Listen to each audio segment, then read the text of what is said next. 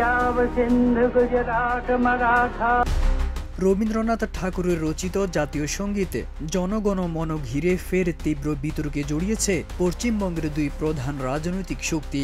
কর্ণাটক থেকে উঠে আসা এক বক্তব্যে দাবি করা হয় প্রকৃত জাতীয় সঙ্গীত হওয়া উচিত ছিল বন্দে মাতরম।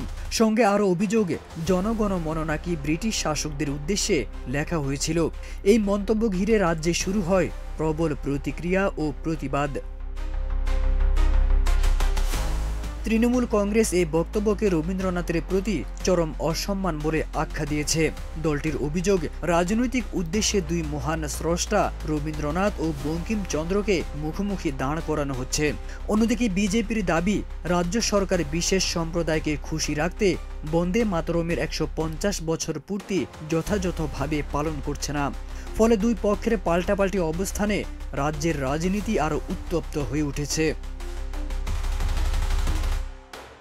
তৃণমূলের বক্তব্য, রবীন্দ্রনাথ ও বঙ্কিমচন্দ্র উভয়ই ভারতের সাংস্কৃতিক ঐতিহ্যের অবিচ্ছেদ্য অংশ, যাদের মধ্যে তুলনা টানা বা বিভাজন সৃষ্টি করা অনুচিত। অপরদিকে বিজেপির বিভিন্ন সংগঠনের উদ্যোগে রাজ্য জুড়ে বন্দে মাতরমের 150 বছর উদযাপন চলছে। ইতিহাসবিদদের মতে জনগণ মন ব্রিটিশ শাসকদের উদ্দেশ্যে নয়, ভারতের জনগণের প্রতি শ্রদ্ধা জানিয়ে লেখা হয়েছিল।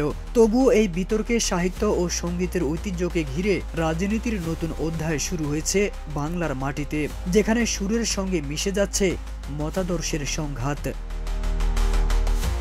তারেক আজিজ খান, প্রজন্ম 24।